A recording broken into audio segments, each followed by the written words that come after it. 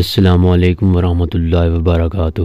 نسو ایک عورت نما آدمی تھا، باریک آواز، بغیر داڑھی اور نازک اندام مرد۔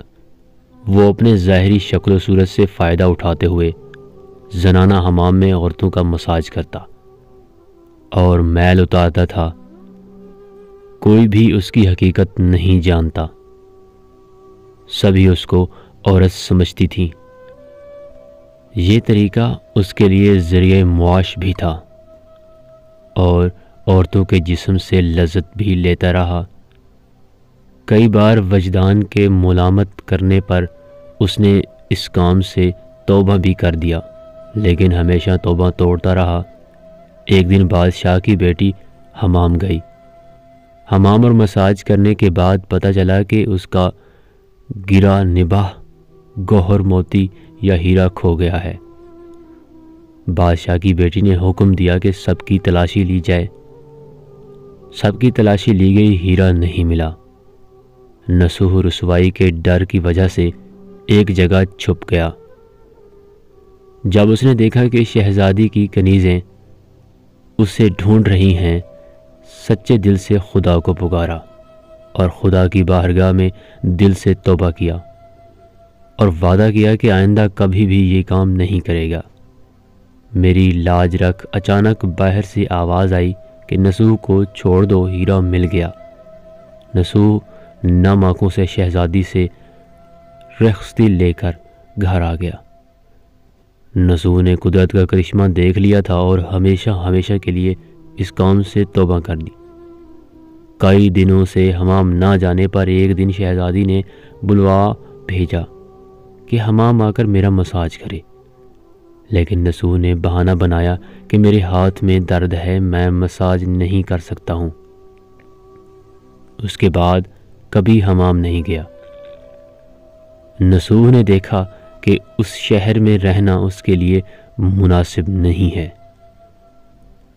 سبھی عورتیں اس کو چاہتی ہیں اور اس کے ہاتھ سے مساج لینا پسند کرتی ہیں۔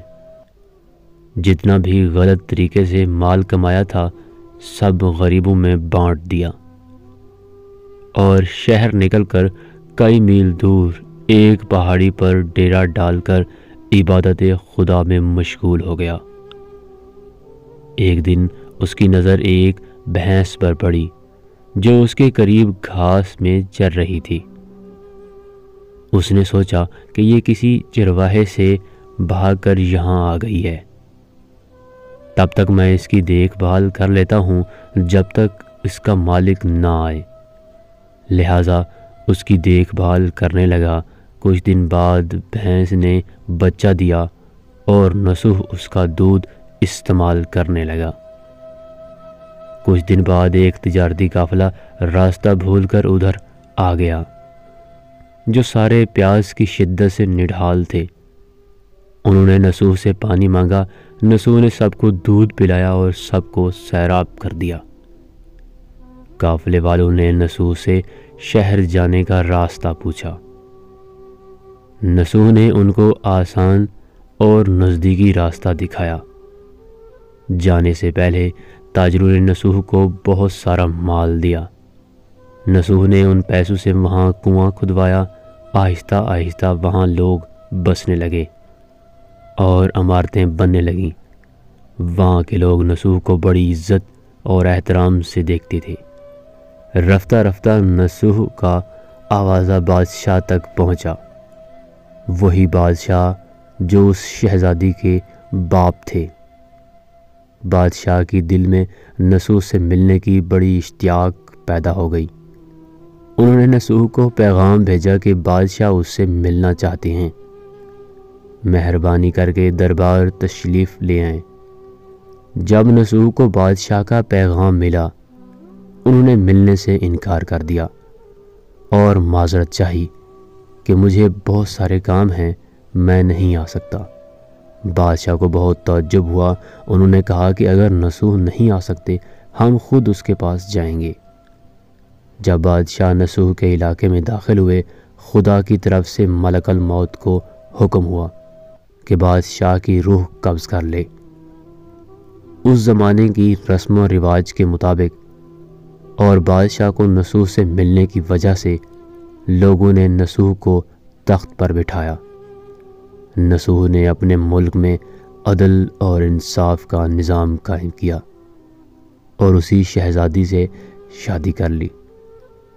ایک دن نصوح تخت پر بیٹھ کر لوگوں کی داد ستانی کر رہے تھے۔ ایک شخص وارد ہوا اور کہنے لگا کہ کچھ سال پہلے میری بھینس گم ہو گئی تھی۔ آپ کی عدالت سے اپنی بھینس کا طلبگار ہوں۔ نصوح نے کہا کہ تمہاری بھینس میرے پاس ہے۔ آج جو کچھ میرے پاس ہے وہ تمہارے بھینس کی وجہ سے ہے۔ نصوح نے حکم دیا کہ اس کے سارے مال اور دولت کا آدھا حصہ بھینس کے مالک کو دیا جائے۔ وہ شخص خدا کے حکم سے کہنے لگا، اے نصوح، جان لو، نہ میں انسان ہوں اور نہ ہی وہ جانور بھینس ہے، بلکہ ہم دو فرشتے ہیں۔ تمہیں امتحان کرنے کے لیے آئے تھے۔ یہ سارا مال اور دولت تمہارے سچے دل سے توبہ کرنے کا نتیجہ ہے۔ یہ سب کچھ تمہیں مبارک ہو۔